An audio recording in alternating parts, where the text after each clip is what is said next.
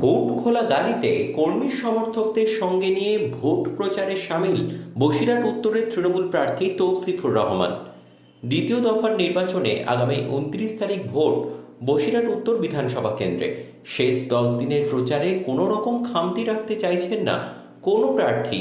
এদিন ভোট খোলা গাড়িতে কর্মী সমর্থকদের সঙ্গে নিয়ে বসিরহাট উত্তরের আমলানি পঞ্চায়েতের বিস্তীর্ণ এলাকায় জনসংযোগ সারলেন বসিরহাট উত্তরের তৃণমূল কংগ্রেস প্রার্থী তৌসিফুর রহমান। আমলানি পঞ্চায়েতের বিভিন্ন এলাকায় পুষ্পবৃষ্টির মাধ্যমে তৃণমূল প্রার্থীকে অভ্যর্থনা জানান তৃণমূলের কর্মী সমর্থক সহ গ্রামবাসীরা। তৌসিফুর রহমানকে সঙ্গে নিয়ে গ্রামবাসীদের সঙ্গে পারস্পরিক আলাপচারিতা সারান হাসনাবাদ 2 নম্বর ব্লক তৃণমূল যুব কংগ্রেসের সভাপতি আসলাম গাজী এবং ব্লক তৃণমূল কংগ্রেসের সভাপতি এসকেন্দার গাজী এবং ধনঞ্জয় মণ্ডল সহ স্থানীয় তৃণমূল নেতৃত্ব। প্রার্থীকে কাছে পেয়ে নিজেদের বিভিন্ন অভাব অভিযোগের কথা জানান গ্রামবাসীরা। সমর্থন পাচ্ছেন? বাইক র্যালি না বলে আপনি বলেন মানুষের র্যালি। মানুষ আমার সাথে আর আমি ওনার কাছে আছি।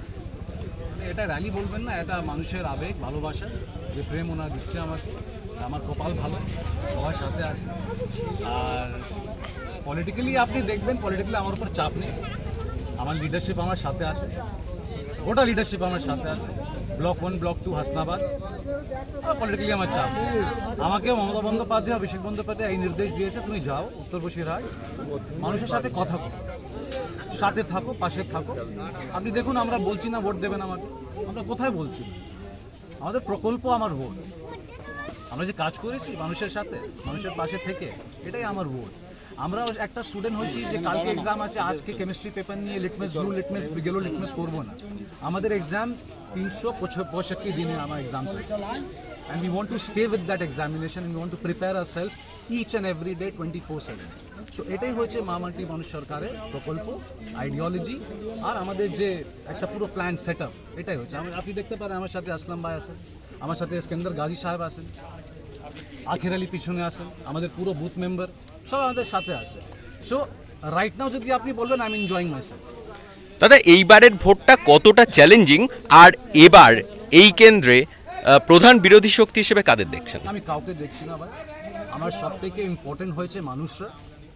ওনার যে ছোটো মোটো কমপ্লেন, ওদেরকে আমরা ঠিক করতে হবে, ঠিক আছে? ওনার যে থাকবে ক্ষোভ বিক্ষোভ তো থাকবে। আমরা যদি বলবো কি না ক্ষোভ বিক্ষোভ আছে না, এটা তো সত্যি কথা নয়, একটু কিছু থাকবে। ওটাকে নিয়ে আমরা আরও কাজ করতে চাই। এখন বিরোধী দল কে, ওরা কি করতে চাইছে আমি জানি না। আমার কাছে আছে ডেভেলপমেন্ট, ঠিক আছে? ওই আমাকে বলছে ইউপি থেকে, লন্ডন থেকে, কানাডা থেকে, কলকাতা থেকে, আমার আসা যাওয়ার কিছু নেই। দিনের শেষ মমতা বন্দ্যোপাধ্যায় উনি আবার আসছেন 4 মে পরে মুখ্যমন্ত্রী হয়ে। দিনের শেষ কাজ আমরা করব, দিনের শেষ মানুষ আমাদের সাথে আসে, ঠিক আছে? এই বিরোধী দল নিয়ে কিছু কথা করবেন না। ওদেরকে জিজ্ঞেস করুন, ওরা সুপ্রিম কোর্ট গেছে এসআইআর নিয়ে, যে নামটা ডিলিট হয়েছে। একটাই মহিলা মাননীয় মুখ্যমন্ত্রী মমতা বন্দ্যোপাধ্যায় সুপ্রিম কোর্ট গিয়েছিলেন, বাংশাল কোর্ট গিয়েছিলেন, আলিপুর কোর্ট গিয়েছিলেন, শিয়ালদা কোর্ট গিয়েছিলেন। আপনারা কোথায় ছিলেন? এই রান্নাঘরে যে অ্যাটাক হলো গ্যাস নিয়ে, এলপিজি নিয়ে, আপনারা ছিলেন? কেউ ছিল? কে র্যালি করেছে? আমরা র্যালি করেছি।